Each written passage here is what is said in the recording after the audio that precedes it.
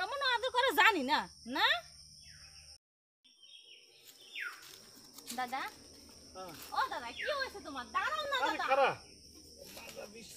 আরে মাথা ব্যথা আমি সাইরা দিব না দাদা। হ্যাঁ ক কি কবি? তোমার মনটা অনেক খারাপ তাই না? পরে ভাই মনটা খারাপ। আরে চিন্তা করো গা দাদা, আমি তো আছি। হ্যাঁ, তুই তো আসছিস। আমার বই দাদা তো মরে গেছে, আমি তো এখন আছি দাদা। আমি থাকতে তুমি কিসের চিন্তা করো? হ্যাঁ ভাই রে, তোর দাদি যে আসছিল কত ভালো আছিল। তোর দাদি বন্ধে থেকে আইলে পরে তাড়াতাড়ি গামছাটা দিত, লুঙ্গিটা কত আমার আদর করতো। এই মানুষটা কই পামো ক? আমরা মনে আদর করে জানি না না দাদা। দাদির চাইতে আমি তোমার অনেক আদর করবো, কিন্তু দাদা আরে ভাই আমার একটা কাম করে দিত। কি কাম করবে কর? দাদা আমি সোহাগরে না ভালোবাসা ফেলাইছি। তুমি যদি আমার এই কাজটা করে দাও দাদা, তুমি যা বলবা আমি তাই শুনবো।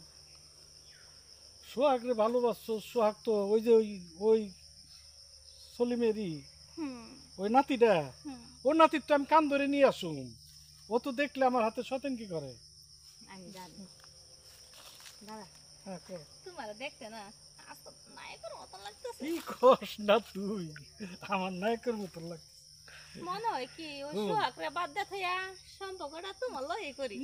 রে আমার যা মনটা খারাপ আছিল, তুই মনটা ভালো করে দিলে আমার। এখন আলো বুঝো মাগার আমি কি জিনিস। আরে ভাই এইভাবেই তোর দাদি আমার হাতে অভিনয় করতো।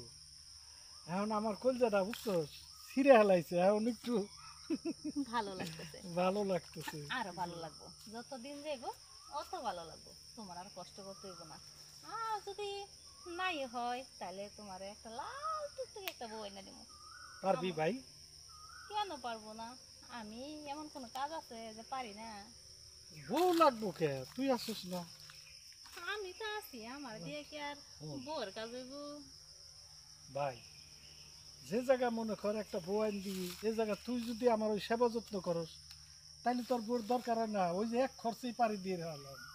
ও তার মানে ওই যে সাপ মরলো না, লাঠিও ভাঙলো না, তাই না? আমার নাতিনটা আসলে বুদ্ধি আছে, লেখাপড়া করতেছস এই কারণে একটু বেরেনটা বাড়ছে। হ দাদা, লেখাপড়া করলেই তো মনে করো জ্ঞান উপার্জন করা যায়। আর তাছাড়া তো আমার লেখাপড়া করাইতেছো, শিক্ষা দিতেছো, ভালো মন্দ যদি নাই বুঝিত লেখাপড়া করে লাভ কি? ও যাই করিস যা তুই। সাথে আমার দাদুর সাথে, এই দাদু চলো তো আজকে বাড়িতে নিয়ে যাই, তোমার আমি গোসল করে দিব।